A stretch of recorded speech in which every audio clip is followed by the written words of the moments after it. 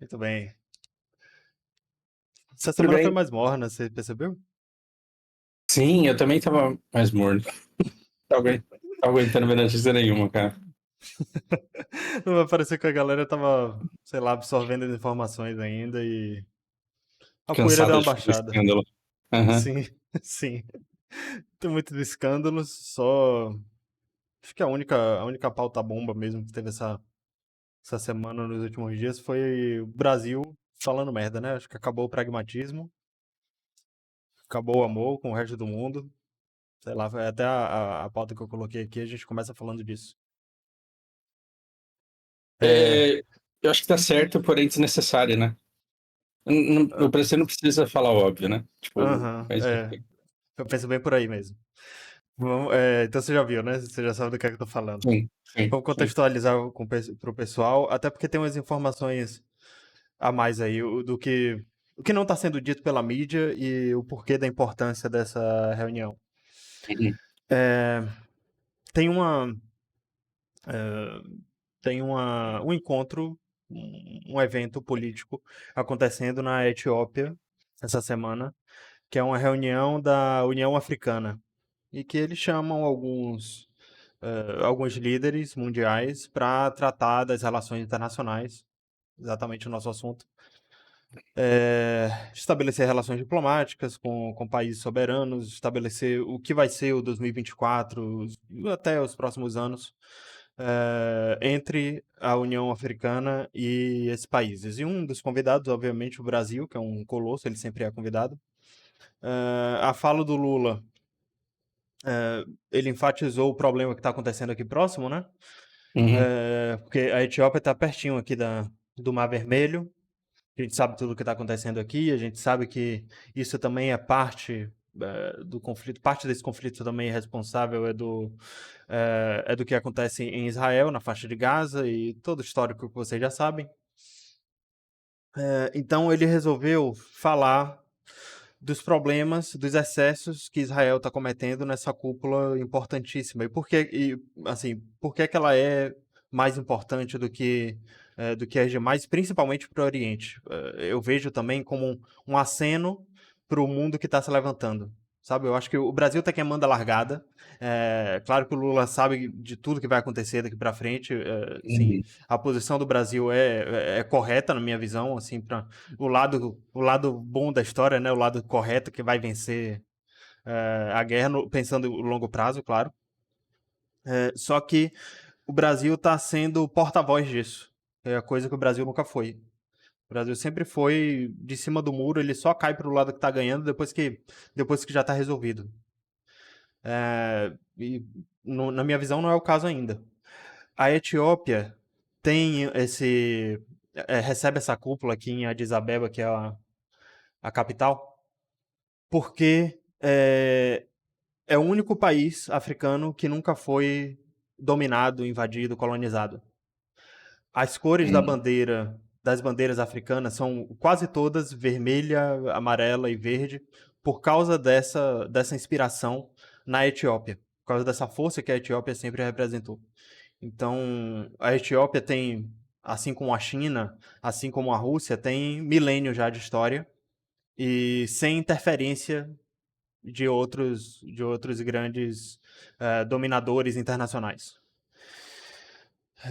Então tá todo mundo olhando para cá e assim todas as lideranças mundiais mostram alguma indisposição com Israel e reforçam esse discurso contra o que Israel faz na Palestina. Só que o Lula usou o agravante de fazer um comparativo com o Holocausto, com o que foi feito com os judeus na Segunda Guerra.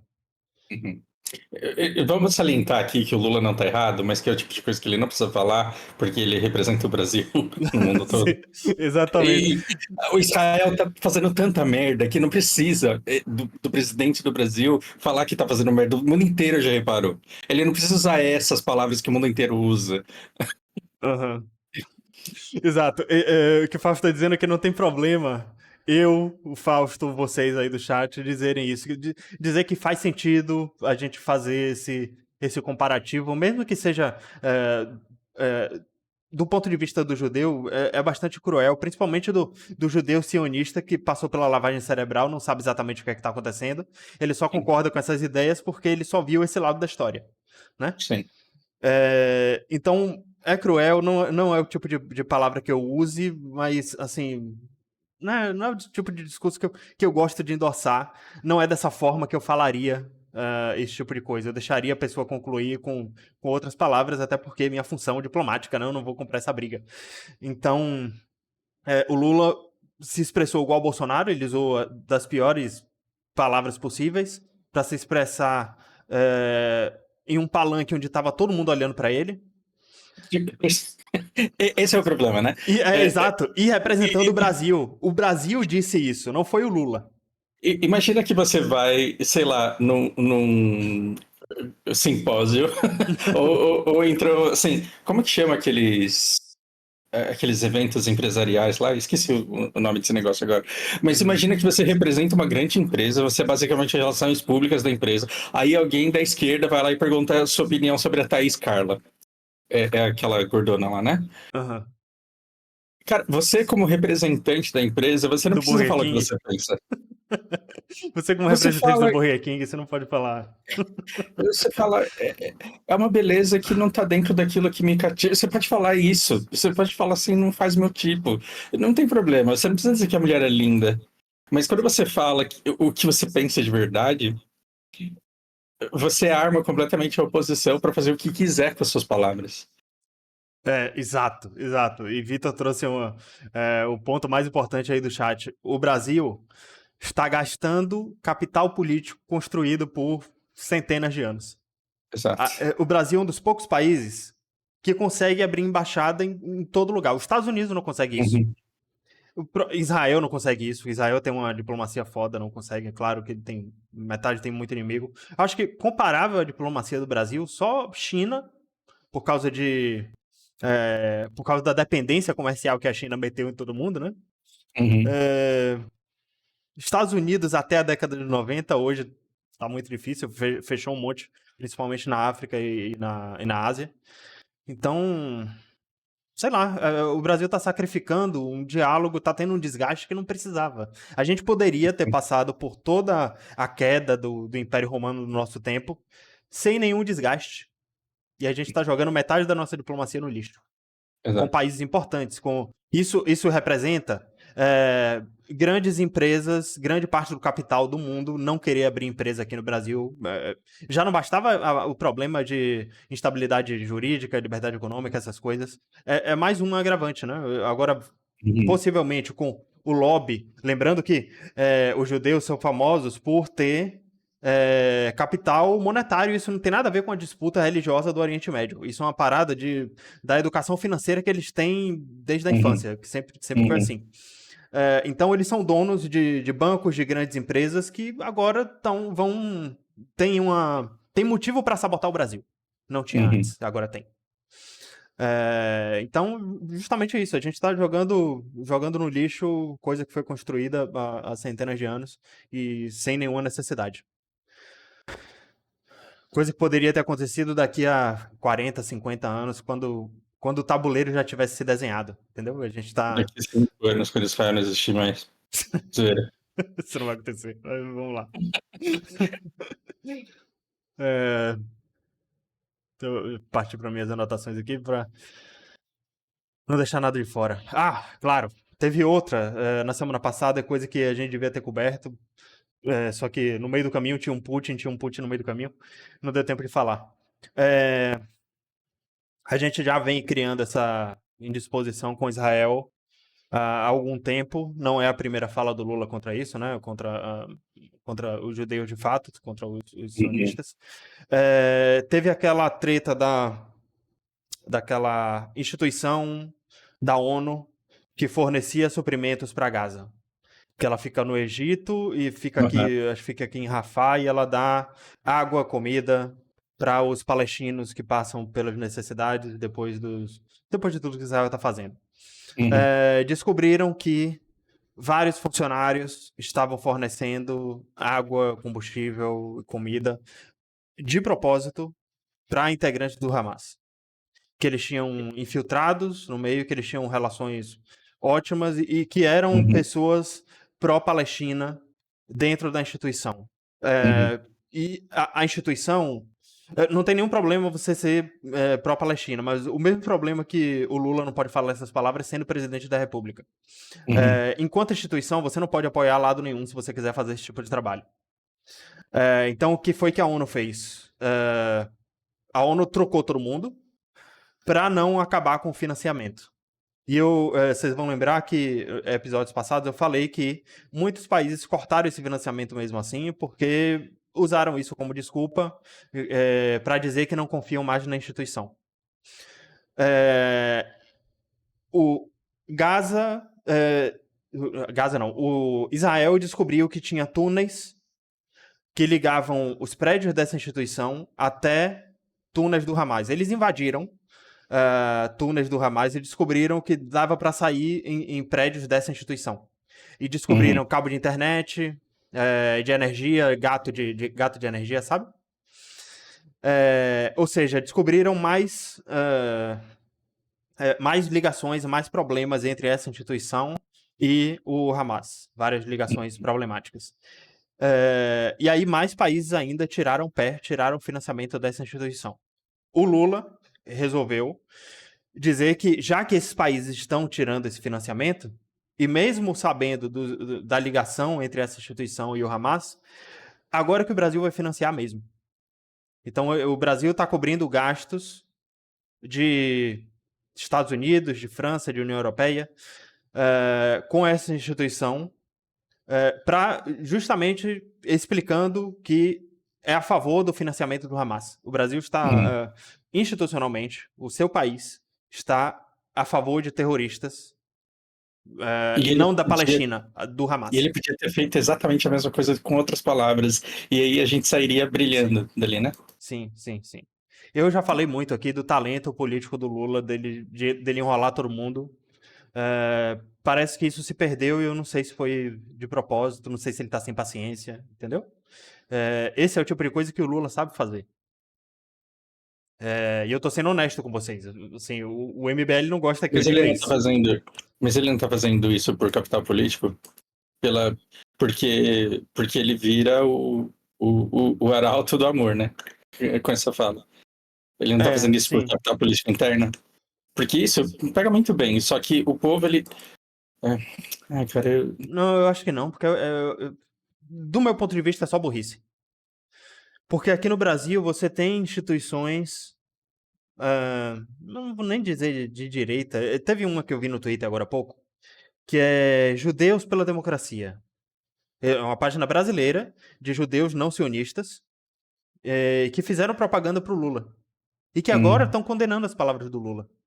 E que agora hum. estão retirando investimento a instituições, a ONGs, aos zongueiros de esquerda que tem aqui no Brasil. Então, ele tá só perdendo, ele tá só apanhando. As pessoas, o que eu digo tem pessoas que apoiam o Lula e vão apoiar independente do que ele diga, essas pessoas não saíram disso. Não Mas tem precisavam gente, que ele fizesse isso, né? exato, tem Essas gente ali no pessoas meio não do precisavam. caminho, que tá abandonando, tá pulando do barco. Uhum. Eu, como oposição, acho excelente.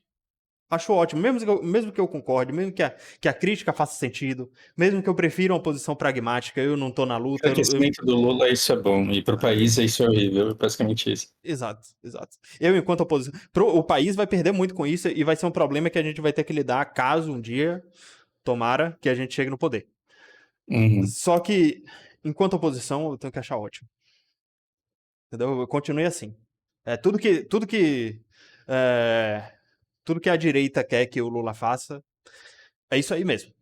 Tá no game. E E é é. engraçado porque fortalece o discurso da direita, justamente que é o de Deus de Israel, né? E aí vai mais gente imbecil falar que tá vendo, uma prova que o Lula é besta. Uhum. É a pobreza de debate sem tamanho, cara. Pois é. E aí, isso serviu até para desviar a atenção, né? Porque Israel estava sofrendo muito com a crítica internacional do que eles estavam fazendo aqui. Lembrando, eles mandaram todo mundo para o sul de Gaza e começaram a bombardear Rafah, que é a última cidade do sul de Uhum. Gaza. Ou seja, Uhum. tá morrendo mais gente agora do que no início do conflito até agora. Entendeu? Sim, porque tá economizando bomba, né? Porque os caras mandaram juntar tudo num lugar para eles Exato. ficarem em segurança, e agora que todo mundo juntou num lugar seguro, eu bombardeio. É isso que Israel Exato. faz. Então o Lula So- tá certo em falar o que ele tá falando, é claro que ele tá certo. Ele só não precisava comprar um problema diplomático com esse filho da puta. Então, sobre falar da pior maneira possível, é o Fausto que tá fazendo, entendeu? Vocês viram a diferença do discurso que eu falei E o da Lula maneira não como o tem que Fausto falar do fala. jeito que eu falo, porque ele não pode ser emocional. É esse o problema, gente. Exato, exato. Porque ele tá vestindo a camisa, ele tá vestindo a faixa presidencial do Brasil. Ele tem que ter o decoro de um presidente. O bolsonarista não sabe o que é decoro, mas Não adianta. Mas é justamente isso. Israel estava sofrendo pesadamente com as críticas, muita gente estava tirando o apoio, e agora eles têm uma boa desculpa, né? Israel tem o bode expiatório perfeito, né? De poder, com legitimidade, chamar a pessoa de nazista, de antissemita, que é o que a humanidade concluiu hoje, que é o que mais se Uhum, repudia, né? O Putin invade a Ucrânia chamando ele de nazista, e a Ucrânia se defende do grupo Wagner chamando ele de nazista, os dois com uhum. razão, com toda a legitimidade, assim que as relações públicas do mundo funcionam. Então, o Lula está servindo até para isso. Até para Israel conseguir financiamento, dizendo que o mundo diz que Israel é antissemita, que Israel é antissemita, e que isso é uma atrocidade com o judeu médio que não tem nada a ver com essa história. Uhum. Você tá dando capital político para Israel fazer a festa em Gaza sem chamar atenção, porque a atenção tá desviada para o discurso do Lula. Parabéns. Uhum. Parabéns, acho ótimo. Paciência. Mas em resumo é isso. De Oriente Médio que eu trouxe essa semana é isso. Teve uma coisa aqui no mapa que é importante mostrar. Não tá aparecendo aqui agora, eu devia ter printado, acabei esquecendo.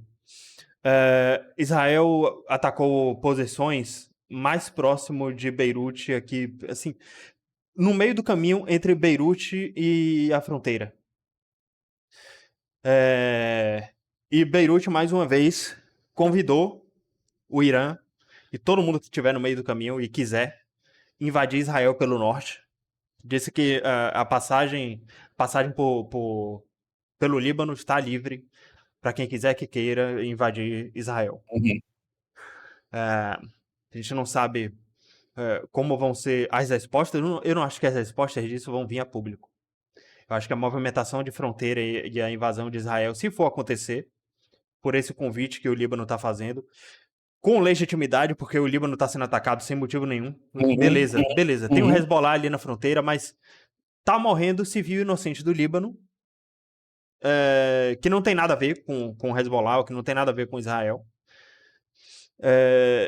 E o Líbano, o governo do Líbano tem toda a legitimidade para se defender e chamar outras pessoas para defender o próprio território. É o que qualquer Uhum. outro país faria. Isso que eu quero Uhum. dizer. Então, acho que a gente só. Esse é o tipo de movimentação que a gente só vai ver quando começar a acontecer. Quando começar a ter exercícios militares, ensaios, pré-treinos de, é, de iranianos, sírios, iraquianos, libaneses na fronteira com Uhum. Israel, pelo norte. Junta tudo com o Hezbollah, né? A gente sabe que não tem a menor chance, que Israel, a população de Israel, com isso aí, é brincadeira de criança. Mas vamos lá, tem mais alguma coisa que você queira cobrir aqui Não? pelos Orientes Médios? Não, né? É, então é isso. Em resumo, Lula acabando com o pragmatismo do Brasil. Acabou o amor para fazer juiz ao título da live. Ah, tem uma, agora partindo aqui pro Mar Vermelho. Mais uma notícia tirando o atraso, né? Que era para ter trazido semana passada e não deu tempo. O Brasil assumiu uma força marítima que é a maior força de defesa dos mares do mundo. Nela tem desde União Europeia, Estados Unidos e com muitos países que são mais pragmáticos. Tem Turquia, Uhum. tem Brasil, tem Filipinas. Existe uma coalizão de países que não é contra um país específico, como é a OTAN, e a OCX, né, que defende contra interesses do Ocidente, e que é para defender o comércio dos mares. Uhum. Então, a China também sabe dessa instituição, não sei exatamente se ela participa, não sei se Rússia tem financiamento nisso também, é, mas é uma coisa que é uma força que ninguém no Oriente nem no Ocidente luta contra, porque ela só defende empresas. Ela só defende o comércio marítimo, defende navios de containers. Ela não está ali para trocar tiro com outros países, outras instituições. Isso equivale, o que ela deve combater são forças piratas, forças que não têm territórios, que não têm defesa de territórios, que não são reconhecidas enquanto país, que não têm cadeirinha na ONU, certo? Então isso Uhum. vale para os Houthis, vale para os piratas aqui da Somália. O Brasil tá assumindo a presidência disso. E é mais um agravante, né? Mas isso vai ser um desgaste. Mas para isso vão questionar a legitimidade e a liderança do Brasil, já que o Brasil está assumindo o lado nos discursos do Lula a favor de Hamas e Houthis ali no Mar Vermelho, né? Como é que o Brasil vai assumir? Como é que o Brasil está sendo visto assumindo a presidência dessa União para a Defesa Marítima do Comércio, com o presidente da República falando esses absurdos Uhum. em mídia Uhum. nacional nos palanques. Então, mais uma. É uma posição complicadíssima. Já seria se o Lula não tivesse essa postura.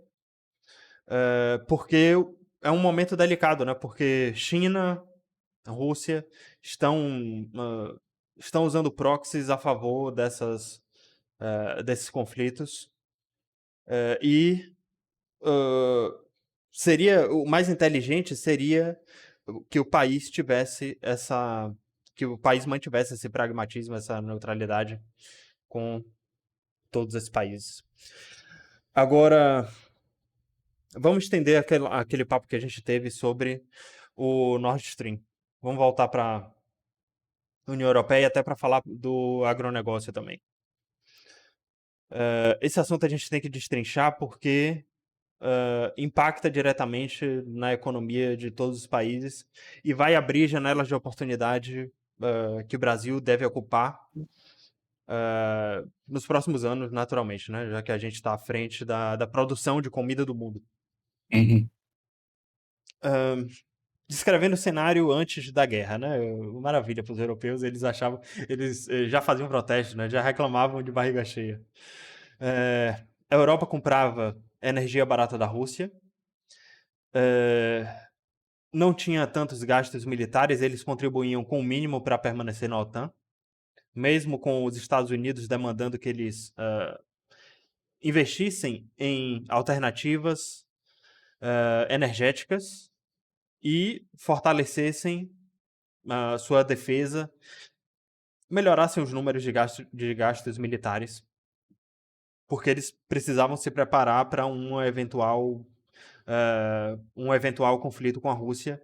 Isso não é o que eu acho, é o que especialistas falavam, e é o Uhum. que o Trump trouxe para eles, e muitos não gostavam dele por causa disso.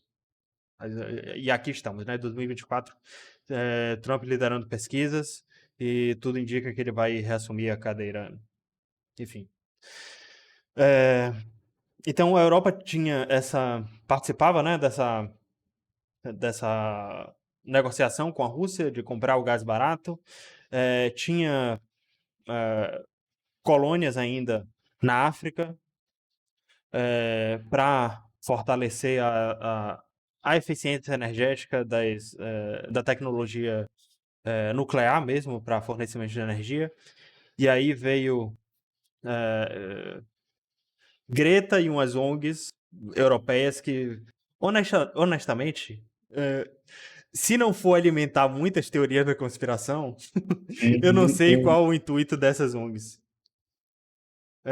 Porque tudo indica que são europeus mesmo, que estão defendendo um monte de absurdo, porque assim, beleza, eles querem um mundo mais verde, eles querem sustentabilidade, mas eles não apresentam nada concreto para substituir a eficiência Uhum, energética. uhum.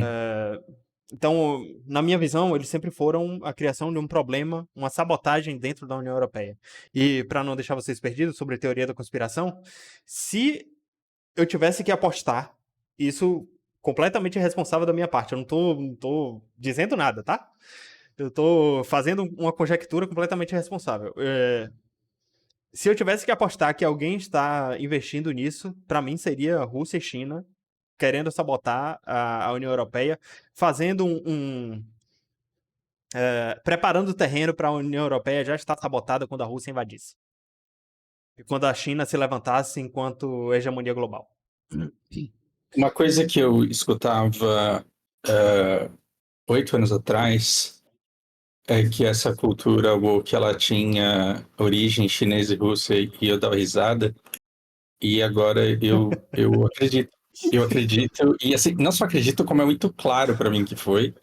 E aí você Uhum. fala, nossa, Fausta, mas então o outro lado lá é Nico, né? Porque usou a pior coisa que podia usar. Eu falei, não, usou a maior fraqueza e Uhum. a prova de que a gente merece se fuder é que deu certo. Sim. Precisa explicar ou não? Porque assim, se, se o mundo é o do mais forte e a gente tá brigando por causa da cor da pequena sereia, é porque a gente merece se fuder. Eu também acho. Se a gente dividiu sociedades, eu não estou falando do Brasil, a gente está falando assim, de Estados Unidos, de Canadá, da imensa maioria das democracias. Até porque essa discussão imbecil vem daí, né? Exato. Então, se a gente parou de produzir e se entregou e sabotou o país inteiro brigando por causa de uma merda dessa, é porque a gente merece poder. Uhum. É verdade. E agora reflete, aprende e segue, né? Sim, pra Enfim, não tropeçar de novo na mesma, né? exatamente. Tem um pouquinho de responsabilidade. Saber o que é que a gente tá pedindo, porque vai que a gente consegue. É por isso que os europeus passaram. Eles acabaram com. Tirando a França, todo mundo desligou as usinas nucleares e agora estão queimando carvão adoidado e derrubando árvore, o pouco de árvore que eles tinham, porque Porque dá acabou o certo. gás russo e Aham. estão tendo que comprar muito mais caro. E aí vamos trazer agora para o contexto atual. Países africanos se uniram contra o Ocidente. Não necessariamente voluntariamente, né? Muitos sofreram golpes, revoluções, enfim. Não é mais fácil extrair energia barata da África, como tinha a mamata francesa e alemã todos esses anos. Isso acabou. O que a Europa comprava de gás barato foi convertido em gastos militares. Ou seja, se tinha um grande bônus, se tinha um grande fluxo de caixa para a produção de comida e indústria, para a ONG europeia dizer que seria uma boa ideia se a gente só trabalhasse 4 dias na semana e 4 horas por dia, Uhum. a gente vai aumentar muito a produtividade se fizer isso. Uhum. Uhum. E a China que tem o 996 adorou, né? 9 da manhã às 9 da noite, 6 dias por semana. É assim que o chinês trabalha. E é assim que ele compete com a União Europeia. Né? Como é que você vai competir com uma população de 1 bilhão 1 bilhão de chineses que fazem isso, né? Que fazem isso de maneira extremamente otimizada. Uhum, e sem reclamar. Enfim. Esse é o cenário da Europa hoje. Eles têm que gastar. Eles têm que aumentar os gastos militares, não só com a Ucrânia. Agora todo mundo fala em proliferação nuclear. Esse assunto voltou à mesa, né? Eu quero saber qual é o. Todo dia eu falo isso. Qual vai ser o malabarismo novo do Peter, do Ancaps, para dizer que a Ucrânia tá vencendo a guerra, só que todo mundo que suporta a Ucrânia tá com medo e se armando e aumentando os gastos militares para se defender da Rússia. Então, que Rússia fraca é essa que não consegue lidar com a Ucrânia e que mete medo em todo mundo, né? E o cenário novo é esse. Você não tem mais energia barata da Rússia, você não tem mais mineração barata da África, e você está tendo que gastar mais. Você aumentou os seus gastos militares não só com os próprios, né? Não só com o Exército e a OTAN, que tinha aqueles 2% que muita gente já reclamava. Agora você tem que mandar armamento para a Ucrânia também, porque você tem uma linha de defesa lá na frente, para você não ser invadido.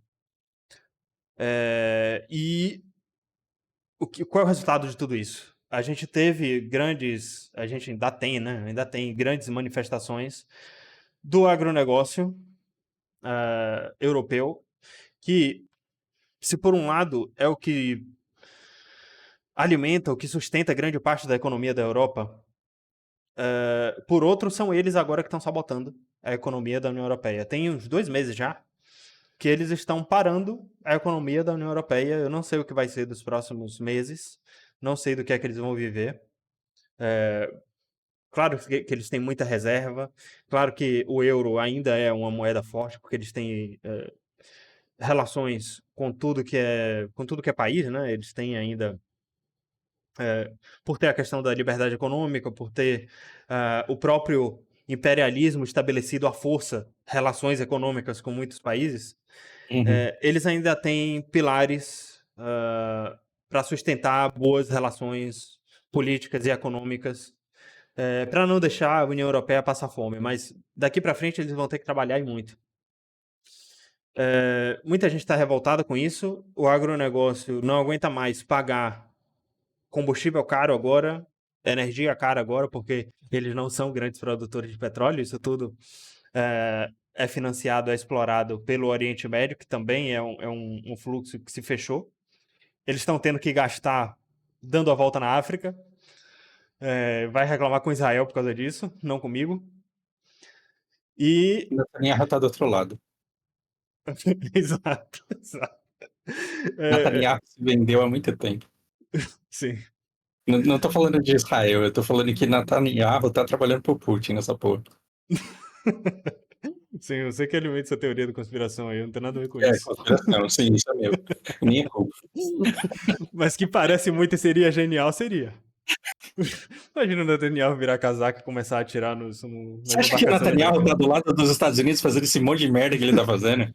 Não é possível. Seria genial, vou aplaudir muito se for. O Enfim, né? Netanyahu tá trabalhando pro Putin faz tempo, cara. Faz tempo, porque todo jogo tá perfeito. Assim, você não tem mais exploração da África. Você perde a exploração do Oriente Médio. Você perde o combustível da Rússia. Aí você dificulta o comércio com a China. A pretexto de proteger essa economia. O que falta? Falta os caras não poder passar ali com o navio, mas. Uhum. Sim. O israelense eu não sei, né, onde vai estar daqui 5 anos, mas o Netanyahu vai estar na Rússia. É, a gente teve uns insights aqui quando a gente estava falando sobre a entrevista do Putin. Só que eu acho que tá muito fácil pra gente enxergar isso tudo. Eu acho que vai demorar muito ainda pro europeu ligar todos esses pontos e ter essa discussão que a gente teve. Porra, É a gente porque tem isso tudo. A gente a teve gente isso tá, tudo. a gente tá 2 anos, 2 ou 3 horas por semana refletindo sobre isso, né? Uhum. Então, não é como se não desse tempo para amadurecer. Eu não tô dizendo que a gente vai ficar melhor do que especialista, nada disso. Mas se a mídia tá mentindo o tempo inteiro e a gente tá prestando objetivamente atenção no que tá acontecendo no mundo toda semana, alimentado pelos acontecimentos da semana e validando e fazendo correções, né? E assumindo culpas do tipo, viajei aqui, mas isso eu acertei. Então a gente tá fazendo ajustes de cenários que estão deixando a gente com uma visão razoável do que tá acontecendo no mundo. Mas o israelense, ele acha que o holocausto tá acontecendo lá fora e que ele não pode sair de casa porque tem um monte de antissemita no mundo. E ele Não, não com entende. certeza, com certeza. Essa escola que permite que a gente entenda o mundo como ele é, assim, o mais próximo possível da realidade, mesmo estando aqui do Brasil, de muito longe, ela vem da Europa. Uhum. Foi Portugal, Espanha, Inglaterra, França que ensinaram o mundo a interpretar a realidade do jeito que a gente interpreta. Uhum. E muito dessa diplomacia, desse estudo, foi também copiado, e grande parte dele construído também. O chinês mostrou que ele tem isso há muito tempo, né? Mostrou que essa Uhum. tecnologia já é meio velha. Uhum. Mas o que surgiu de útil, o que se levantou de útil da Europa, foi absorvido de bom grado pelos chineses e russos. Eles entendem isso como informação útil. E eles, diferente do que muitos emocionados veem, né, da parte mais ideológica que tem entre os americanos e europeus principalmente, eles veem qualquer informação útil que venha da Rússia, qualquer informação útil que venha da China, como informação inútil, como desinformação, Uhum. como inimigo. Uhum. Não. Uhum. Uhum. O Oriente tem essa vantagem competitiva. O que eles veem que funciona aqui, eles absorvem, implantam e dane-se. Uhum. O que eu digo é, tem muitos especialistas enxergando isso. Tem muitos diplomatas europeus que já estão vindo morar no Brasil, no Irã, na China, na Rússia. Só O que, Paraguai tá cheio de alemão. exato, só que o povão não ouve especialista. A própria Hollywood, o cinema americano, debocha disso. Faz essa crítica às populações e aos governos. População e governo não ouve especialista. Quantas vezes, quantos filmes de desastres começam com especialistas falando que tal merda vai acontecer e ninguém dá ouvidos? Uhum. Uhum. Então, sem querer me pagar de especialista, mas é porque eu tenho diploma, não importa o quanto a gente fale isso aqui, demora muito para as pessoas absorverem e às vezes não dá tempo mesmo. Às vezes a Europa só vai entender isso quando ela cair de vez, quando ela estiver no chão e não restar mais nada. Só quando a mídia estiver completamente descredibilizada e eles entenderem que o que passa na CNN não vale nada, eles vão tentar absorver outras fontes, vão pesquisar o que estava sendo dito em 2024. E aí, bem-vindo. Você que tá ouvindo isso aí Uhum. de 2035 e tá fudido de grana. Desculpa. Mas é isso, cara. Os caras vão demorar muito pra entender o que tá se passando. E pra votar em políticos que entendam esse lado, sabe? Eles estão partindo, e eu acho natural das democracias, estão partindo pro discurso fácil do populismo, dos nacionalismos. O que é que eu vejo como solução para isso? A solução perfeita, né? Se Lucas virasse presidente da Alemanha ou da França, que seja. A gente vai começar a dialogar com a Rússia, com a China, a gente vai. Você entende como está distante isso? A gente vai Uhum. começar a estabelecer acordos diplomáticos, vai mandar os Estados Unidos a merda se ele quiser parar de fazer negócio, que seja, porque os Estados Unidos é que vão ficar isolados se eles fizerem isso, né? Uhum. Porque a Rússia mostrou justamente isso, que não adianta os Estados Unidos e a União Europeia sancionarem a Rússia se tiver o resto do mundo inteiro produzindo e dispostos a comprar da Rússia. Então, sanção comercial não come ninguém, como já diria um amigo meu.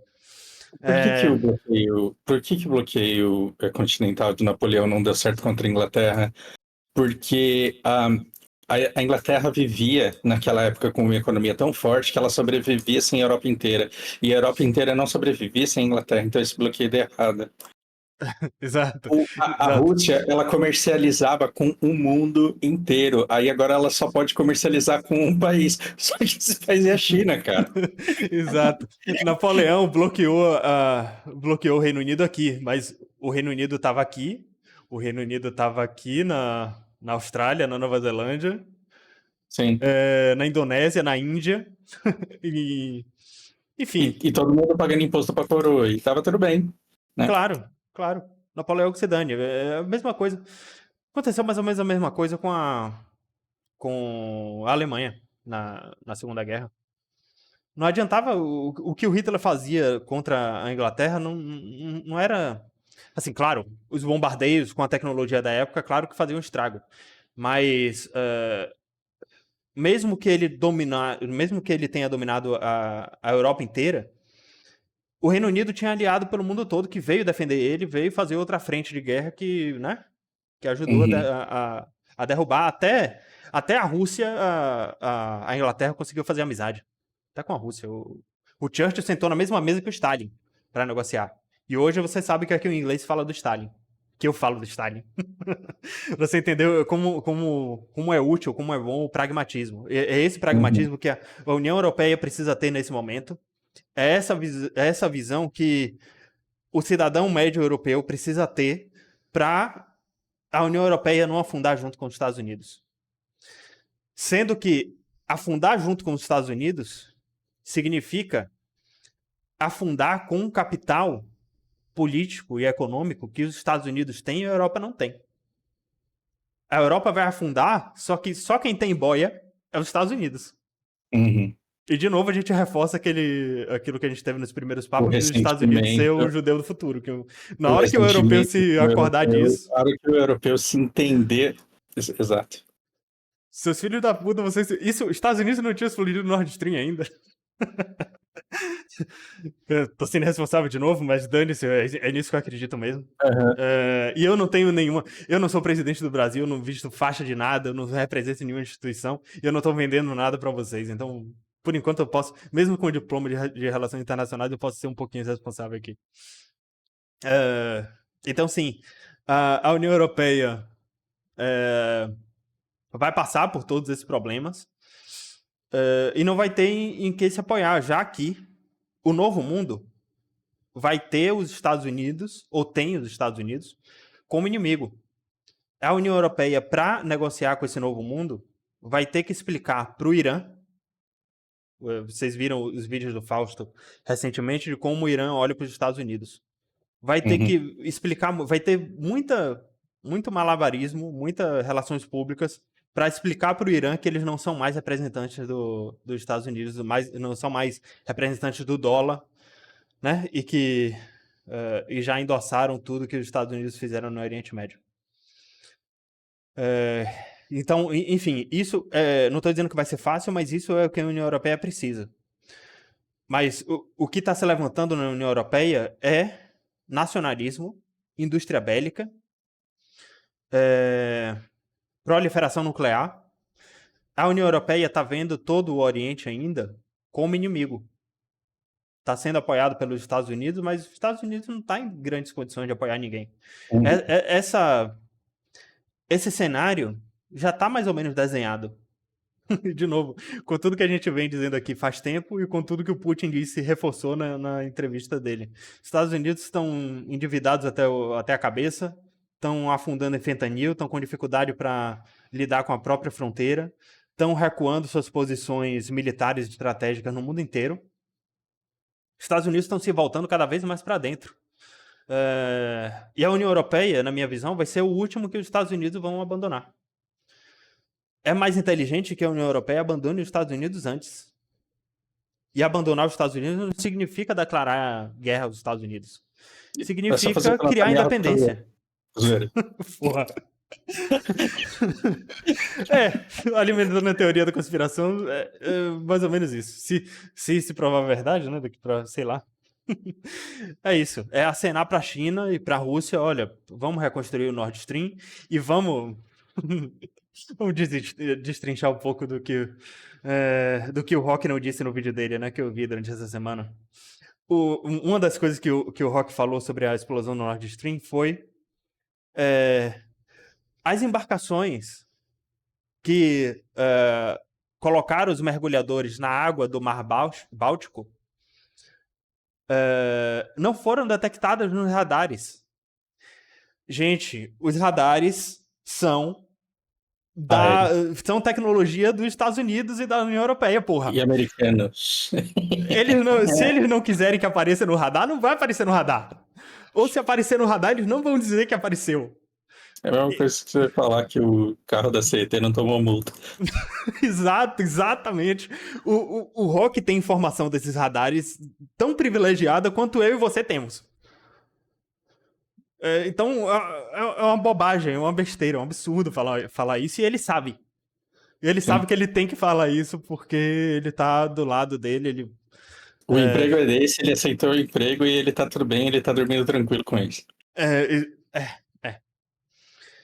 Eu não acho que ele quer que os Estados Unidos e a União Europeia afundem. Ele sabe de tudo isso. Só que ele tá numa posição complicada também, né? Ele sabe de tudo isso e não pode. Ele não pode falar outra coisa porque é o ganha-pão dele. É, É triste até a posição dele, é complicada. coitado. Não, coitado nada, ele é rico, porra. Não, então, de ter Coitado da todos esses gente. mandatos, de ter o mandato que ele teve, de ter a grana que ele ganha, mentindo pra todo mundo, coitado. É. Bem que o cara tá tendo algum conflito moral. É isso. Eu não vejo. É só ônus, é só desgrita. A gente não dá uma boa notícia pra União Europeia. E falando sobre o agravamento da questão, eu vou tirar o exemplo de Paris aqui, que eu achei ótimo.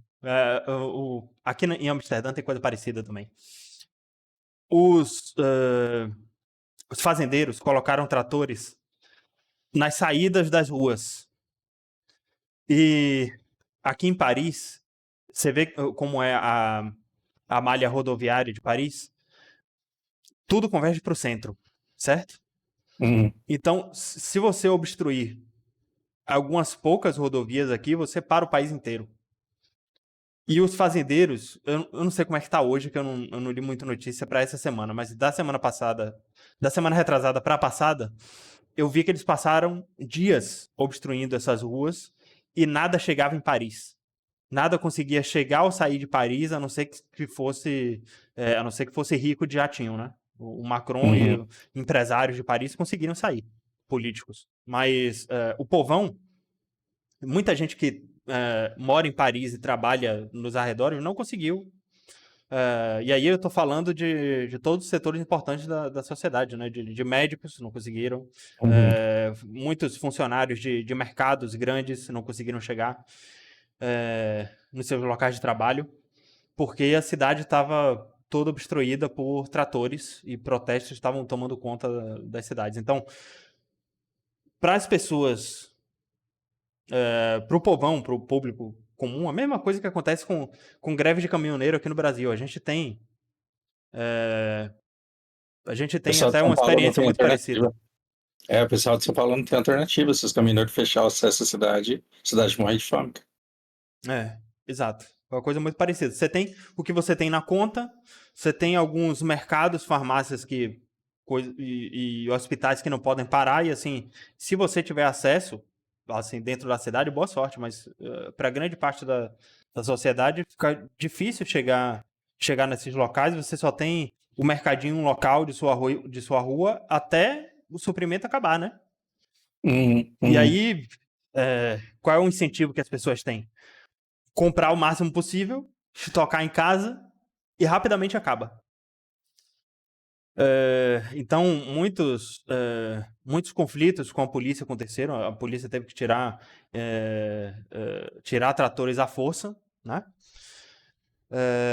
E aí vai da capacidade, vai do talento político do Macron, do Olaf Scholz, que já não tá fácil de negociar com o setor produtivo do país. Você tem todos os problemas com Brasil, Índia, China, Rússia.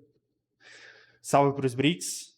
Todos os problemas com os conflitos de Israel, você ainda tem que lidar com essas pressões internas da economia. Então é isso, você tem todos os desgastes, não só econômicos, mas também políticos. Não tem vida fácil para o europeu médico, nem o europeu médico. Para o médico também, mas quer dizer para o europeu médio, nem para os políticos que ali vivem. E você, Fausto, que tem contatos, você entrou em contato com pessoas que estão. Você chegou a ouvir relatos sobre essas movimentações recentes? Não. O pessoal tá bem. Deu uma esfriada, embora o. Não para de ter protesto, né? Mas eles vão diminuindo em movimento. E aí eu estava curioso para saber o que estava acontecendo lá na Alemanha, mas não teve essa repercussão toda, não. No Reino Unido também não está tendo muita coisa. O Farinazzo já tinha cantado a pedra que o Olaf tem uma das posições mais complicadas. Porque dentro da União Europeia mesmo, ele tem o próprio Macron tentando ocupar o espaço dele, tentando ocupar o espaço de liderança, de economia mais importante. Então, França e Alemanha têm rusgas institucionais dentro da União Europeia, para ver quem manda mais ali, né? Uhum. Para além dessa pressão, ele tem aqui no Oriente Médio, inclusive, de novo, não tem vida fácil para a Alemanha, nem no discurso, cara.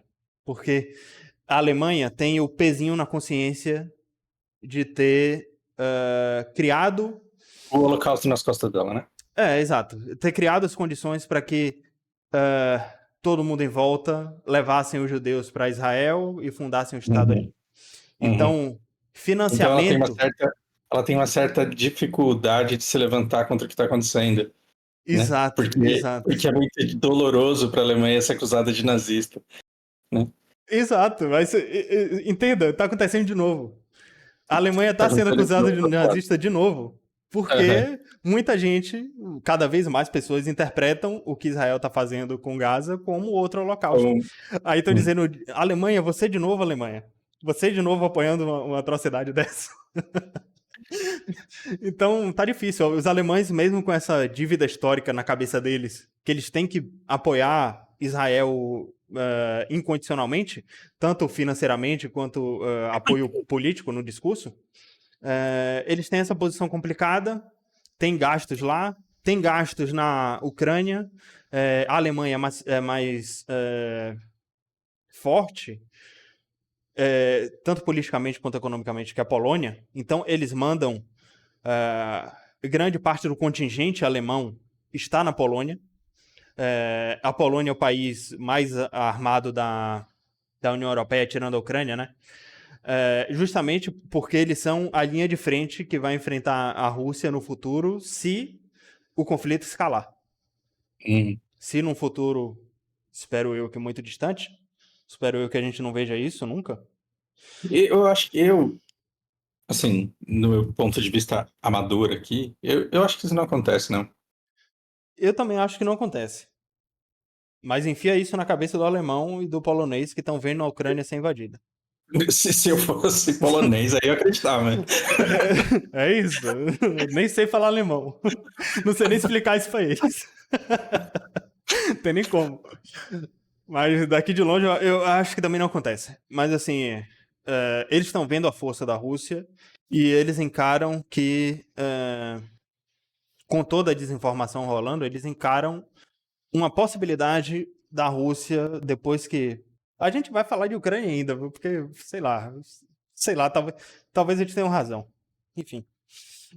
Eles veem essa grande ameaça aí e a Alemanha envia tudo que tem de grana de soldado para a Polônia.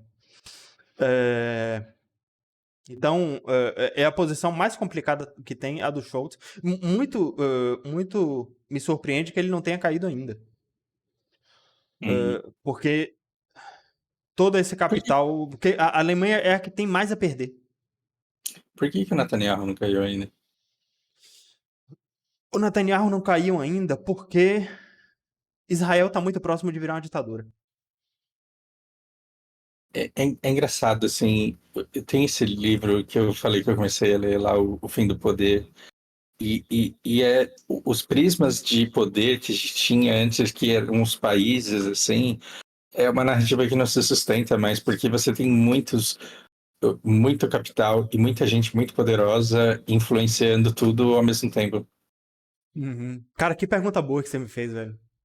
Eu tô tendo várias conjecturas aqui, várias coisas passando pela minha cabeça. Então, quando você pergunta por que esses dois não caíram ainda, não é tão simples quanto a instituição, a democracia, o Estado de Direito. É muito mais complexo do que isso. Assim, não é uma gangorra, assim, é uma estrela com um monte de gente pulando ao mesmo tempo e pesando e puxando. E às vezes o cara, ele coloca todo o dinheiro dele num lobby, numa pressão, que faz a coisa movimentar por um sentido que não era nem o que ele queria. De tantas forças diferentes que estão atuando sobre o mundo. Uhum. Então junta-se assim, os estrategistas de um país, eles falam, vamos adotar esse discurso, vamos fazer isso, porque lá na frente vai dar nisso. Só que a coisa ela não é linear, são tantos poderes que o discurso dele é distorcido e ele é transformado numa outra coisa. E aí o cara não pode dar para trás, mas ele tem que seguir. E a gente olhando de fora para o poder, a gente acha que o poder ele é muito livre, muito estável para fazer o que ele quer, mas ninguém tá livre mais. Ninguém, nem as ditaduras.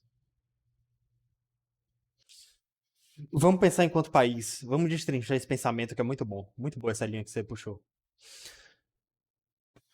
De bate pronto, se você me perguntar para eu responder imediatamente por que o Netanyahu ainda não caiu, eu vou responder porque ele é o grupo mais organizado, ele é o que foi mais competente em unir forças para dominar o parlamento, dominar a narrativa e fazer o que ele quiser e fazer as vontades dos sionistas radicais dentro de Israel. O Olaf Scholz, mais ou menos a mesma coisa. Ele foi a pessoa que a Angela Merkel confiou para passar o bastão. Ele teve o apoio de uma das pessoas mais talentosas que já pisaram no governo alemão, depois de você sabe quem. É, Harry É, Potter. e sem fazer nenhuma atrocidade, né? Sem botar arma na cabeça de ninguém, sem fazer Uhum, genocídio, essas coisas. uhum. O Putin morria de amores pela Merkel. Foi com a Merkel que ele negociou a construção do Nord Stream. Então, é uma cadeira muito, ao mesmo tempo muito privilegiada, muito cobiçada. Você pode pensar que todo mundo quer estar ali. Mas pelo momento, talvez ele não tenha caído ainda, porque ninguém quer estar na posição dele. Quem quer que esteja sentado nessa cadeira vai ser tão desgastado por todos esses problemas que a gente descreveu. Lembrando que povão não sabe. Uhum. Especialistas sabem, políticos sabem, mas as pessoas que votam, que é quem importa no fim das contas, que é quem paga as contas, e que é quem direciona, de certa forma, o discurso do político, as pessoas não têm consciência disso e o Olaf Scholz não pode transparecer tudo isso. Nem a oposição dele. Então eles sabem que não importa o que eles digam lá, não importa como eles se comportem, a posição em que eles se encontram é muito complicada para eles assumirem e darem um cavalo de pau na política econômica. Exige muito talento e eu acho que ninguém se sente confiante para É por isso que ninguém sentar quer na tirar cadeira a da Alemanha. indianinha do Reino Unido. É por isso que ninguém quer tirar quem? O indianinha do Reino Unido. Eu acho que é. Pô, já tá uma boa desculpa. Porra, vamos mandar todos os indianos embora, já que a gente botou um indiano no poder, olha no que deu. Exatamente. A gente colocou a indiana no poder e ó a merda. Porque ninguém mais quer aquela cadeira, literalmente. Exato, exato. Então, isso levanta um questionamento até que ponto Israel não passa pelo mesmo dilema. Eu acho que não. Eu não quero sentar na cadeira na Eu cadeira do acho Benjamin Netanyahu. que existe um emaranhado de forças aí puxando para um lado em que é de interesse que o Netanyahu continue agindo do jeito que ele tá agindo para terminar de fazer essa merda toda. Cara, mas mesmo assim, hoje, eu falo de hoje. Desculpa te interromper, mas é porque contribuiu para o raciocínio. Depois de tanta merda feita, depois disso aqui, você acha que dá para voltar atrás? Não, Você acha que é possível? Depois disso aqui, e depois disso aqui, você acha que tem outro discurso que não seja o bélico, que faça sentido para Israel? Você acha que é fácil tirar o pé? Mesmo que os políticos, mesmo que os sionistas não radicais, os sionistas que são a favor de dois estados, concordem com esse discurso que a gente tem aqui, você acha que você acha que eles acham que são capazes de reverter a situação? não. Teria que dar uma punição exemplar para o Netanyahu e falar a gente fez muita merda. Mas seria muito difícil. E isso não reconquistaria, e isso não faria com que eles recuperassem a confiança. De Sério, jeito nenhum. se Israel quiser ter alguma chance, o Netanyahu tem que ir de cadeira elétrica para baixo. Sim, Sabe? Corte sim, Internacional de Justiça e prisão perpétua em Haia, coisa desse nível, pra sim. para alguém querer começar a conversar com Israel. Mas eu não acho que isso vai acontecer. Isso está tão Não, distante quanto o Hamas ganhar não, a não vai guerra. acontecer, porque quem poderia querer alguma coisa para limpar a barra de Israel percebe que é um investimento que não se paga, então não vai fazer. E quem ganha com Israel sendo esse arrombado que está sendo, já investiu tanto dinheiro que agora foda-se. Não é ele que vai arcar com as consequências. Eles vão arcar com os benefícios do que foi feito até agora. É. Agora eu tô muito empolgado para te deixar pensante. Por que que o Putin ama tanto a Merkel? Hum. O Putin teve aquele período de transição entre. Vamos lá. Explicar isso, acho que é um bom papo também, acho que vale a pena. A Rússia sofreu uma crise de identidade depois da queda do Muro de Berlim. Vamos ser um país capitalista, europeu. Naquela época eles já falavam coisa parecida. Em russo eu não vou saber dizer, mas essa cultura woke aí, a gente vai Uhum, absorver, a gente vai deixar esses merda entrarem. Eles passaram por isso e a população russa disse não. O Putin ganhou eleições democráticas de verdade. As primeiras. A Duma, o state building, que eu não diria state building porque o Estado russo não foi construído de novo, ele foi reformado. uhum, É, a Duma passou também por essa crise de identidade. O que é que a gente vai ser daqui para frente? E a conclusão foi que, e principalmente com o Putin vencendo a eleição, a conclusão lógica foi que vamos ser capitalistas, vamos absorver o que funciona do mercado global, mas a gente tem uma identidade nacional, a gente prefere ser conservador mesmo. Isso tanto população quanto políticos. Isso acho que até foi importante para unificar, para não ter grandes revoltas quando o Putin ameaça invadir a Ucrânia por causa desses pretextos. uhum, Exatamente nesse período de transição em que a Rússia foi a mais democrática da história da Rússia, a Merkel estava no poder e foi quando começou esse namoro entre. Não teve um namoro de fato, tá, gente? Eu tô falando de instituições Alemanha e Rússia, estados. Foi quando isso começou. Lá no Mein Kampf está descrito que o país que conseguir unificar o núcleo de Berlim e o núcleo de Moscou vai dominar o mundo. uhum, O conceito de Heartland, que sempre teve dividido mais ou menos entre esses dois. Então, se Alemanha, Merkel, e, de novo, aquela construção da União Europeia. A gente falou um pouquinho da construção do Estado russo, vamos falar um pouquinho da construção da União Europeia. A União Europeia tem aquela piada de que quando a União Europeia foi consolidada, a Alemanha ganhou a Segunda Guerra e ninguém percebeu. uhum, A economia da Alemanha dominou todas as outras. O euro foi construído baseado no marco alemão.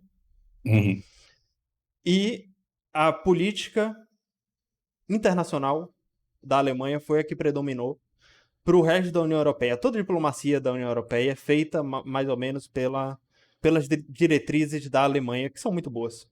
uhum, Historicamente, mesmo que a gente tenha passado pelo que passou durante guerras, a Alemanha sempre foi boa de estabelecer diálogo, de vender muito e de comprar muito de todos os países. A Alemanha sempre foi capitalista, é isso que eu quero dizer. Mesmo uhum, que o discurso do Hitler tenha sido bastante medonho. Mesmo que fosse anticapitalista, inclusive. Enfim, empresas capitalistas existiram durante o nazismo e o que o Hitler falava não passava de discurso. Então, uhum, aquele negócio nacional-socialista, aquele discurso a Alemanha nazista era de esquerda, isso é gente de direita desonesta querendo convencer vocês. uhum, Não é porque eu sou de direita que eu não vou dizer que pessoas de direita desonestas existem. Claro que existem, e eles são os bostas. Enfim. Então,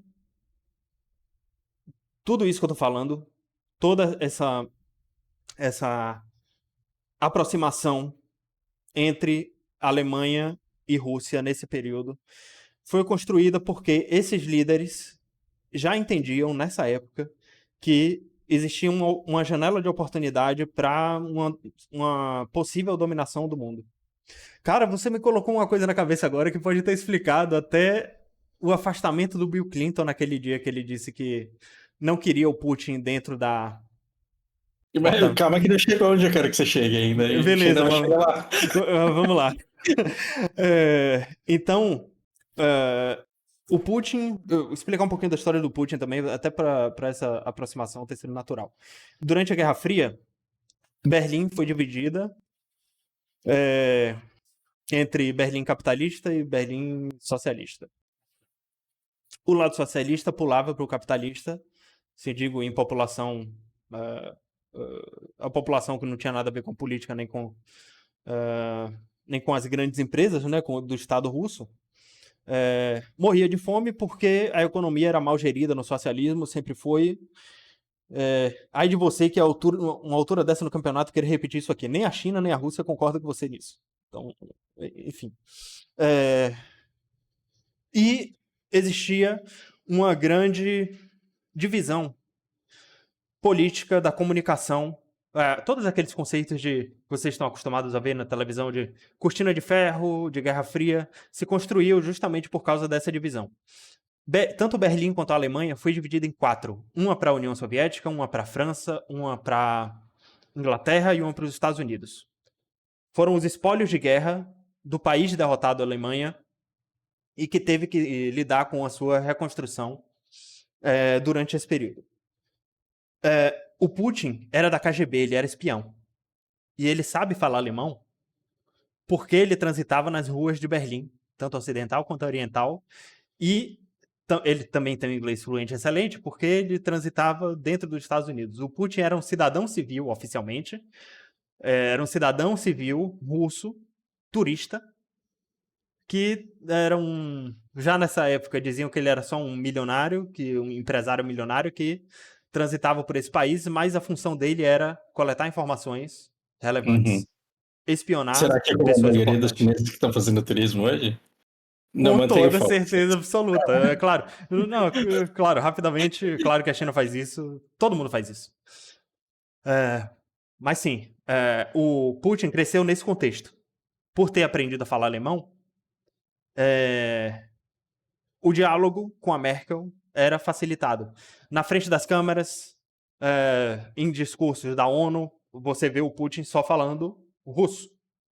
Mas quando a câmera é desligada em reuniões, o Putin falava alemão com a Merkel, e é claro que essa comunicação facilitava todas as negociações que poderiam acontecer entre Rússia e Alemanha. Então essa aproximação entre os dois foi absolutamente natural. É claro que houve aquele afastamento depois que o Putin começou a ganhar eleições cada vez mais contestáveis, cada vez mais não permitindo que instituições internacionais participassem do TSE da Rússia, que participassem da contagem dos votos, da maneira como a Rússia lida com opositores políticos, opositores até econômicos, empresários, mesmo que a Rússia seja capitalista, empresários russos que não gostam do Putin se expressam publicamente, escorregam no sabonete, acontecem acidentes estranhos com essas pessoas, mais com que qualquer outra pessoa. Então, não aconselho ninguém a pegar avião com... se você Sendo souber que tem um falado mal do empresário Putin russo. e sendo relevante. Exato. Exato. Sim, eu sou Brix até o fim. Que fique bem registrado aqui nesse canal. Que ninguém sabe o dia de amanhã, né? Eu sou Relações Internacionais, vai saber. Então, enfim. E vocês já entenderam, né? A aproximação de Rússia e Alemanha é por causa disso tudo. E vamos lá, o fator mais importante para ligar todos esses pontos. Em certo momento, descrevendo essas forças, Estados Unidos, União Europeia, se compondo para OTAN, e com a Rússia sendo convidada a participar da OTAN. O que é que passa pela minha cabeça com essas perguntas do Fausto? Em algum momento, pode ser que passou pela cabeça dos americanos não permitir que a Rússia entrasse para a OTAN, justamente porque, em algum momento, seria possível que a Rússia e a Alemanha, ou o lobby entre as duas, mesmo que não fosse um país unificado, nada disso, mas que Alemanha e Rússia tivessem forças políticas, poderes tão convergentes, que os Estados Unidos fossem colocados de lado, que os interesses americanos não fossem mais prioridade na OTAN. Entende o que eu quero dizer? Imagine se você Uhum. permite que a Rússia, que entende o quão importantes são os gastos militares, só a Rússia é, poderia ser uma força que incomodasse os Estados Unidos dentro da OTAN e dentro da União Europeia, eventualmente, para fazer frente aos interesses americanos. O americano não teria desculpa para invadir a Rússia caso estivesse perdendo uma guerra econômica com a Rússia. Seria uma posição muito complicada se eles Uhum. aceitassem que a Rússia entrasse na OTAN e a Rússia e a Alemanha eh, ficassem de complô dentro das Uhum. instituições em que a, os Estados Unidos participam. Mas vamos lá, você tem mais algum ponto a acrescentar sobre isso? O quão conveniente essa amizade foi para transparecer uma estabilidade da relação entre os dois países. E, e é bastante engraçado pensar que, assim, Peraí que eu tô no meio de uma TF tensa. Sob a amizade do Putin e da Merkel, ninguém nunca achou que a Rússia não estaria do lado da Alemanha na conquista da Europa. Só que a Rússia ajudou a Alemanha a se tornar a economia mais proeminente ali, e gerou uma dependência de todo mundo desse país. Uhum. E depois arrancou aquilo que justamente a fazia grande. Então, a Alemanha ela prosperou tanto com alianças com o Putin que a indústria dela ficou muito pujante, ela teve um destaque enorme no mundo e principalmente na Europa, e aí ela começou a atrair para si responsabilidades. Por quê? Por ganância. Olha como isso é importante, olha como isso é relevante. Não é chulo desse jeito, mas ela pôde se dar ao luxo de ter um papel central em tudo que estava acontecendo na Europa. E de repente ela perdeu literalmente o combustível para continuar sendo aquilo que ela se propôs a ser. E aí a Perfeito. Europa, ela não consegue manter a pujança econômica justamente sem a Alemanha que está à frente dela em tudo. Com certeza. Tá fazendo sentido? Todo O, sentido. o, o Claro. quanto... Você acha que o Putin não sabia disso? Então, dá um pouco de pena da Angela Merkel. Porque ela fez um jogo exímio. Foi muito bom o que ela fez. Eu também acho. Mas ela fez uma coisa que nunca foi perpétua e que nunca foi estável. Hum, não sei. Eu acho que por causa do aliado dela. Por ter Estados Unidos metendo o bedelho nas decisões de União Europeia, toda. E aí é a herança do Plano Marshall falou mais alto, né? Eu acho Uhum. que as intenções da Merkel nessa época talvez nem tivesse esse maquiavelismo todo de se juntar para a Rússia para se voltar contra os Estados Unidos em algum momento, defender interesses, esse tipo de Não, ela coisa. queria o país dela crescendo, e ela conseguiu, e parabéns para ela, né? Mas olha Sim. como toda a Europa ela se desenvolveu pegando o embalo nesse crescimento econômico que eles tiveram com as circunstâncias que estavam dadas ali, né? Uhum. Você entende que não tinha como ela se prevenir disso? Não, não tinha, não tinha. Não tô dizendo que ela fez besteira. Eu tô dizendo que o Sim. Putin, ele é muito foda. Não estou dizendo bom. Não estou, prestem atenção. Eu não estou Sim. dizendo que o Putin é bom. Eu estou dizendo que o cara é foda. Simplesmente isso. Sim. Que ele tem sucesso nas suas No intenções. seu planejamento estratégico. E essa guerra, ela tá ganha desde que ela existe, né? Não foi uma coisa. Nunca precisou. Bom, aí é o engenheiro de obra pronto falando. Deixa quieto. É. Faz sentido. Em 2024 tá fácil falar já. Exato. É. Deixa eu abrir esse mapa aqui ainda. Tem a. porque a gente tá falando de Rússia ainda, vamos falar um pouquinho do conflito. O que é isso aqui? Armênia, Rússia e Ucrânia, tá? Primeiro-ministro da Armênia diz que a Armênia não é um aliado da Rússia na Ucrânia. Teve aquela desconexão desde daquela treta lá no Nagorno-Karabakh. Eu tô lendo isso porque é novidade que apareceu aqui pra mim agora. Mas sim, a Rússia teve mais um sucesso aqui na Ucrânia, conquistou mais uma cidade, que é Avdiivka. Deixa eu ver onde é que ela fica aqui no mapa. Enfim, eu tinha achado mais cedo aqui.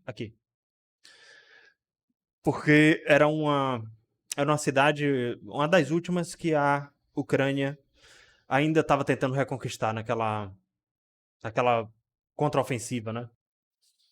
Só que a coisa tá feia, velho, porque muitos aliados e até a própria Ucrânia já estão levantando a bandeira branca, tipo, não oficialmente falando diretamente com o Putin, mas o próprio Zelensky já falou que a Ucrânia que é questão de tempo para a Ucrânia colapsar. O próprio Biden já falou a mesma coisa, que não vai dar, a gente vai ter que se voltar para dentro. Fala aí. Mas eles falam isso porque eles não seguem o Peter e o Caps. Com certeza, eles dizem. Estão mal informados. Sei lá, o cara falando, acredite no seu potencial, você é a polícia do mundo. Tá merda. E aí já é muito triste, velho. Todos já admitem isso. E dado esse novo fato de que parece que a gente ainda tá em fevereiro, né? Não acredito que depois de falar isso, não acredito que a gente vai chegar em 2025 antes da Ucrânia jogar a toalha. Eu fico pensando quais vão ser as circunstâncias de rendição. O que é que o Putin vai exigir? E qual vai ser o próximo passo também, né? Pode ser que... Você acha que a próxima atitude russa vai ser bélica ainda? Porque ele não parou de bombardear. E uma vez que Zelensky falar que colapsou, vai ser muito parecido com... Esqueci o nome dele. Do Vietnã. Quando o Zelensky disser, porra, colapsou, não tenho mais dinheiro, o último soldado russo que eu mandaria pra fronteira tá dizendo que não vai mais. Minha população agora só tem mulher, não chegou mais armamento. Vou embora. Vou entrar no helicóptero com meus pertences e vou comprar uma casinha na Flórida, que pelo jeito todo refugiado político do Ocidente vai falar, né? Monarque, um monte de bolsonarista. Eu acho que o mesmo destino vai ser uma casinha na Flórida pro Zelensky. Enfim, o que é que o Putin vai querer fazer depois disso? O Vietnã do Norte avançou militarmente. Você acha que o Putin vai querer colocar um governo proxy ali ou ele vai... Eu acho que a tendência é que a Ucrânia vire uma Bielorrússia. Um governo fantoche e uma zona de segurança e, no máximo, um proxy ali. Tô achando engraçado que cai um monte de bomba assim na fronteira entre Ucrânia e o que era para ser Ucrânia, né? E tem um passarinho do Twitter aqui, né? Você vê o nível de importância do Twitter. Caiu um monte de bomba e um Twitter aqui em Kiev. Deixa eu ver o que é isso. 5 horas atrás. The ex-account of the biggest independent media in Ukraine. Ukrainian Pravda has been hacked. Pro-Russian messages have been shared there. Tá. A Rússia tá fazendo um ataque cibernético às redes ucranianas. Um ataque hacker. Deve ser até gente tentando descobrir a senha dessas paradinhas, né? De, tipo... Janja 2022 123. Então, hackearam o Twitter de uma mídia importante ucraniana e estão disseminando que o Putin é muito legal, que a Rússia é muito legal lá. É, já estão tentando fazer a lavagem cerebral para os ucranianos que vão restar. Minha pergunta é mais no sentido de: você acha que vai ser um ucraniano pró-Rússia ou ele vai entregar a um general russo foda? Ou Eu acho que não. Eu acho que para humilhar o Ocidente, ele vai colocar uma democracia lá, o candidato dele vai ganhar uma e vai ser democracia? tipo aquele engraçadinho lá da Bielorrússia. Vou mandar eles votarem, né? Vou mandar eles votarem É, e vai dar Rússia. e aí no fim ele vai aparecer numa foto falando: eu sou bom, eu salvei vocês. E Pode ser, eu vai acho que é o ser. mais inteligente a se fazer. A Ele ainda história é sai de sempre herói, ele contada sai de pelo. herói, desgraçado, A, velho. a história é sempre contada pelo vencedor e ele vai ser o libertador do povo russo. É. Pronto, venci. Acabei com o nazismo ucraniano. Os livros de história sou eu que escrevo e a gente salvou a Rússia do Ocidente aqui dele. Exato. Acabei com a ditadura nazista do Zelensky. Nossa, pô. Nossa. Parabéns. Parabéns, Que, Putin. Você é um desgraçado. então, o negócio é tão grande que talvez o filho da refugiada ucraniana que nasceu de um inglês volte para lá e fala: nossa, que bom que deu tudo certo. Nossa, é verdade. Olha o absurdo isso, né? Olha o absurdo isso, Sim. É. E segura a fronteira da Polônia depois disso, né? né? O que vai ter de soldado ali?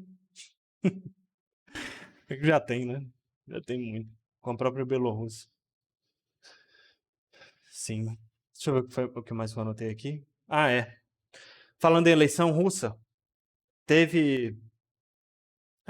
Vai ter eleição agora na Rússia, né? Ah, e você chegou a ver isso? Não? Ver que mataram o cara lá, que era Ah, o rei. eu lembrei que eu te mandei. Tinha um. Até o Farinazzo falou disso também. Eu acho que antes de ouvir ele, eu já tinha pensado na mesma coisa. A mídia ocidental, principalmente, tá pintando o cara como se ele fosse. O, É como se fosse uma briga entre Lula e Bolsonaro dentro da Rússia, entendeu? Como uhum. se ele fosse o grande opositor que ameaça o regime do Putin lá dentro. Cara, o Bolsonaro russo já foi de base há muito tempo.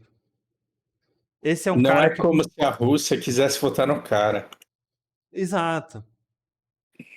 É porque ele era um dos poucos que ainda tinha, eu diria que legitimidade, porque ele tem um grande público, ele tem um grande talento político para movimentar massas, para ser grande em rede social, para ter algum problema de. Tipo assim, pro Putin ter que deslocar, poxa, que chato, vou ter que mandar a polícia bater nessas pessoas. Assim, Uhum. sendo um ditador, não tô falando que é certo. Mas assim que ele ainda causava uma dor de cabeça pro Kremlin. E que ele estava pontuando perto dos 20% nas últimas pesquisas. E que eu acho que as pesquisas são legítimas porque são promovidas pelo próprio Estado russo. Então, o cara pontuar 20% em uma pesquisa para dizer que ele era um grande opositor russo, que ele tinha chance de ganhar, né? Brincadeira. Numa pesquisa que o Putin tem 50%. Então, sei lá. Eu digo que acredito nessa pesquisa porque não é com isso, não é com esse tipo de informação que o Putin ganha a narrativa. Ele ganha a narrativa matando as pessoas. Então, se aparecer alguém com 20%, vai morrer em questão de tempo. Faria grande alarde por causa disso. Eu digo porque essa notícia, para mim, não é grande coisa. Ele não é o primeiro, não vai ser o último a fazer barulho, a construir um grande público de rede social contra o Kremlin e escorregar no sabonete. Isso já acontece há um bom tempo. Agora, a quem interessa essa retórica, né? Esse acontecimento? Você vê que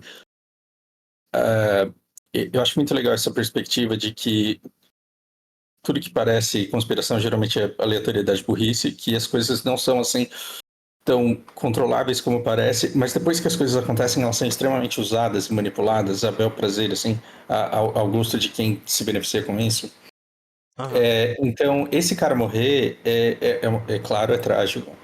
Não é algo que não é esperado, mas ter tomado as proporções que tomaram, isso não tomou a proporção que tomou porque o cara morreu. Tomou a proporção que tomou porque serve a narrativa ocidental de que o Oriente é o mal. Porque olha como Perfeito. eles são perversos. Eles mataram um cara que era candidato. Meu Deus, onde já se Mataram um viu? candidato aqui antidemocrático. Meu Um cara que Deus. mata um candidato à presidência seria capaz de jogar uma bomba numa criança em duas.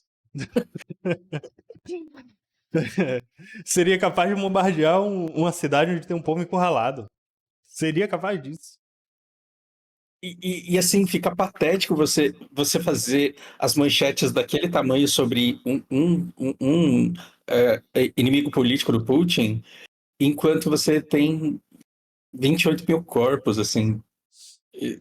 Cara, ok. Mas assim, o canal pertence a alguém e todo mundo que tá te falando alguma coisa tá falando por algum motivo. Tome É, muito cuidado com quem fala as coisas pra você de graça. é.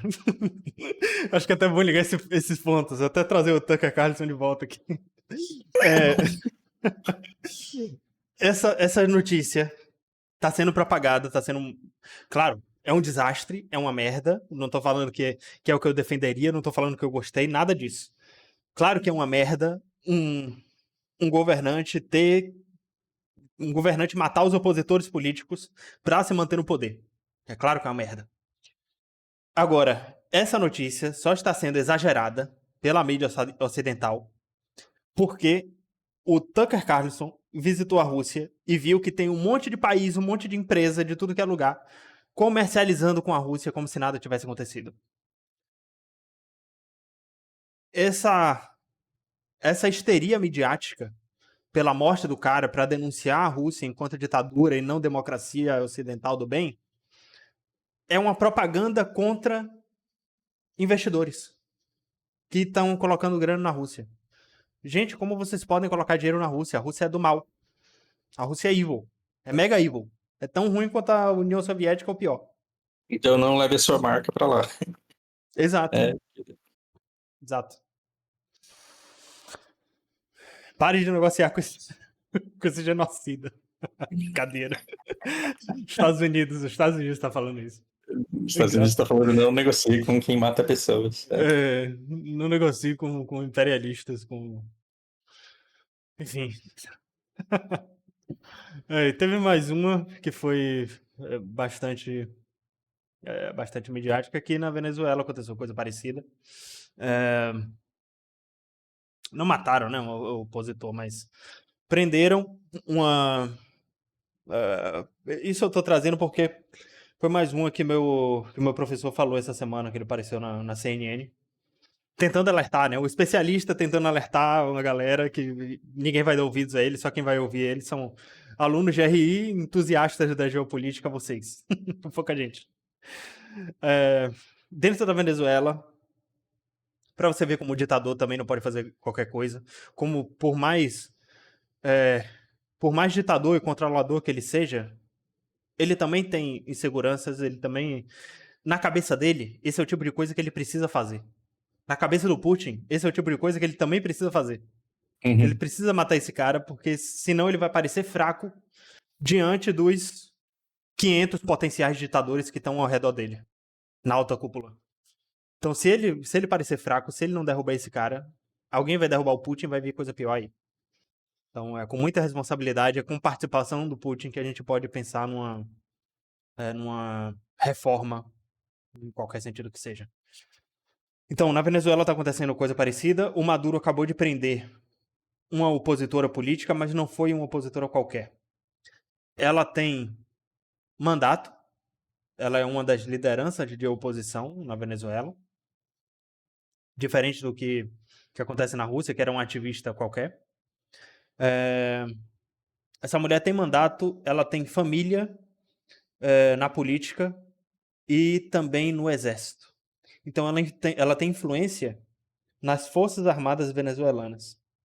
O Maduro prendeu uma opositora política que também, vamos lá, da linha dela, ela é mais pró-mercado, ela é a favor de negociar com Estados Unidos, União Europeia, coisa que o Maduro já está fazendo, tá?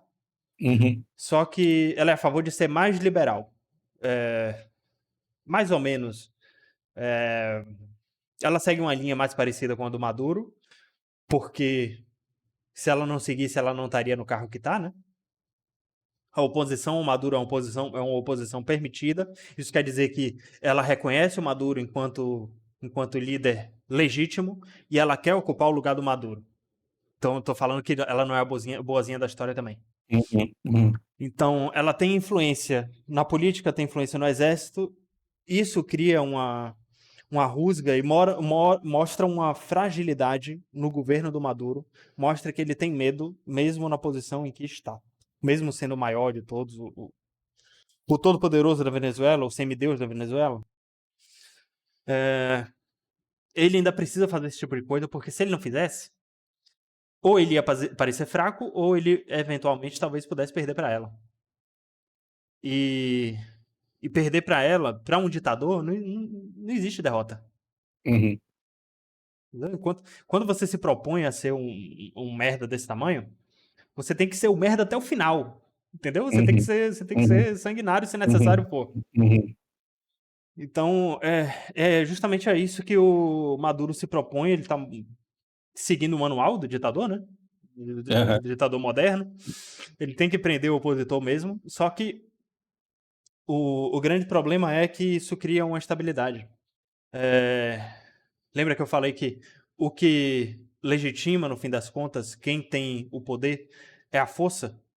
Ele acabou de criar uma rusga, ele acabou de criar uma divisão entre as forças armadas venezuelanas. E isso faz muito bem para seus opositores, para Estados Unidos, para todos os países democráticos, né, que estão fazendo alarde com essa prisão política, até com mais razão do que com a do Putin. Tem algum fundamento você fazer alarde quanto a Uhum. isso.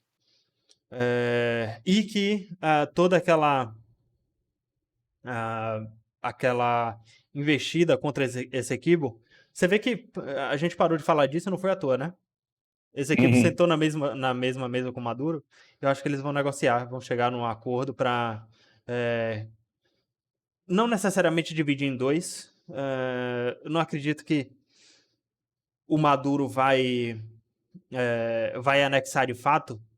Porque assim, pode ser duas coisas. Ou o Maduro vai abrir mão completamente e vai receber metade de tudo que é ganho de lá, ou vai permitir que ele explore lá e vender para o resto do mundo como ele bem entender.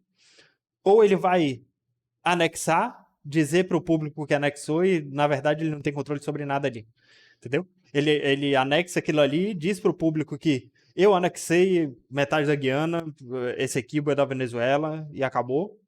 E ele chega a um acordo com esse equibo para poder falar isso dentro do país dele sem sofrer retaliação internacional. E, da mesma forma, a Guiana vai conseguir explorar aquilo ali sendo deixada em paz sem precisar entrar em guerra com ninguém. Uhum. Então, você vê que mesmo sobre isso, ele não conseguiu agregar o capital político necessário para se manter no poder internamente dentro da Venezuela. Mesmo sendo um ditador, existe oposição, ele não pode fazer exatamente o que ele quiser, ele Uhum. pode sim ser violento, ele pode sim dar ordens completamente arbitrárias, tomar decisões arbitrárias, e prender opositores, coisa que o vale, tudo que a gente, enquanto pessoas democráticas, repudiamos, mas que ele tem que se preocupar. Ele não pode dormir, ele não tem um sono fácil enquanto na cadeira que ele tem. E mesmo vivendo um tempo de prosperidade, sim, mesmo que o povo da Venezuela ainda seja bastante pobre e passe necessidade, a Venezuela, enquanto instituição, está enriquecendo. O PIB venezuelano provavelmente vai crescer esse ano. No Uhum. pós-Covid, podendo explorar uma nova fonte de petróleo, e com toda a instabilidade no Oriente Médio, os Estados Unidos estão doidos para ajudar a Venezuela a crescer esse ano. Entendeu? Mesmo em crescimento, mesmo tendo uma economia saudável, se ele não recebe ameaça do povo, ele ainda recebe ameaças de dentro das internas. Vai rolar um oi sumido ali, né? Tipo, Vai. Vai com certeza. Só dando um último check aqui nas minhas anotações. Eu acho que é isso. É isso. Cobrimos tudo que eu trouxe para hoje. A não sei que você queira. Tem alguma pergunta que me faça pensar? Eu encerro por aqui. Não, eu acho que essa parte da Merkel é muito interessante, assim, né? O quanto a situação de hoje ela pode ser toda resultado de um projeto. Ele pode ter vindo sendo melhorado ao longo do tempo, mas é um negócio que fez sentido desde o começo. Com Eu tô certeza. pensando alto aqui só. Eu entendo. Eu acho que se não tivesse acontecido essa tentativa de união, de alinhamento entre Alemanha e Rússia, porque a união e alinhamento foi entre Putin e Merkel. Tinha que sobrepor Uhum, essa relação, tinha que passar isso para as instituições. E uhum, nem a Alemanha nem a Rússia conseguiram passar isso. Até a gente sabe com um pouco de sabotagem dos Estados Unidos que não tem interesse nessa união, né? uhum, Eu acho que se isso não tivesse acontecido, teria dado na mesma. Eu acho que esse conflito entre Rússia e Ucrânia poderia ter acontecido antes, inclusive. Eu acredito numa pureza nessa relação, porque nada de ruim saiu disso. Em nenhum momento a Alemanha passou a perna na Rússia, nem a Rússia passou a perna na Alemanha. uhum, uhum. Não, mas houve uma criação de interdependência ali, né? Que acabou sendo bom para um lado. Eu só cheguei nisso por causa daquele vídeo da China que eu te falei. Aham. O gasoduto dos caras ficou pronto em 2021, cara. Isso Bem lembrado.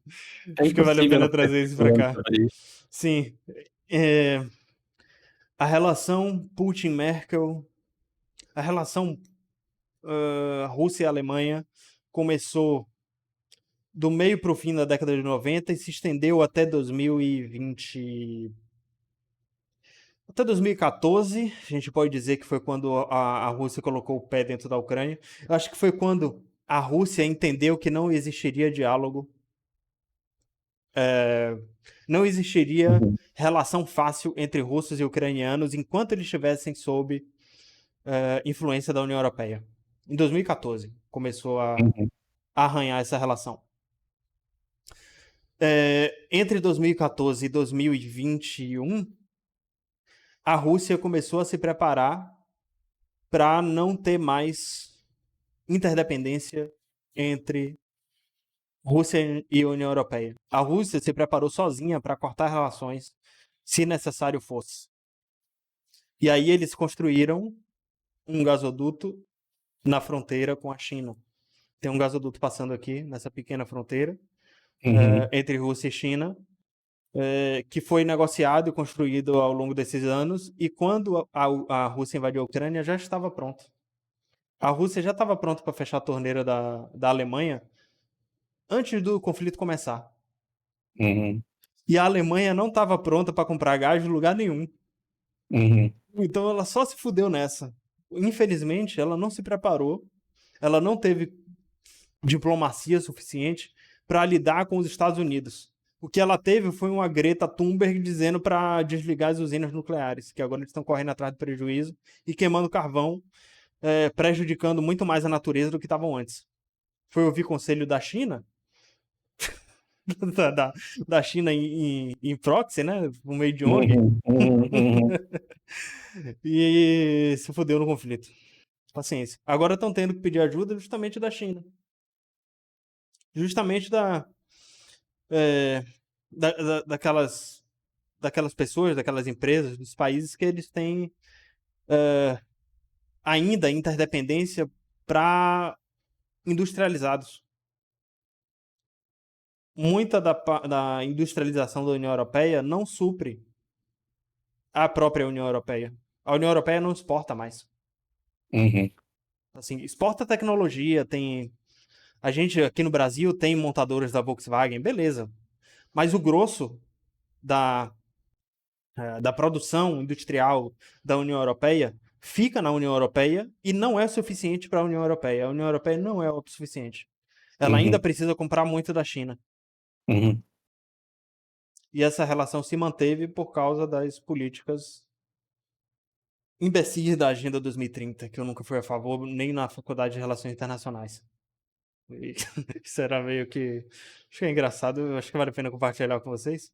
Eu era meio elefante na sala, porque eu estudei, sempre estudei muito, fui muito participativo, mas sempre me declarei ANCAP, sempre fui muito contra ONU, Agenda 2030. Eu sempre vi que tinha alguma coisa errada ali. Não sabia exatamente dizer o que era, mas eu sabia que aquilo ia acabar mal. E aqui estamos. Tem muito colega meu dando de cara com a realidade hoje, né? Tendo Uhum. que, tendo que reinterpretar a realidade, mesmo com o curso de Relações Internacionais em mãos, eles têm uma visão eurocentrista do mundo ainda, e dominado por escola de Frankfurt, que seja. Que seja. Como gostam de dizer os ditadores aí, a história me inocentou das discussões Uhum. idiotas da faculdade.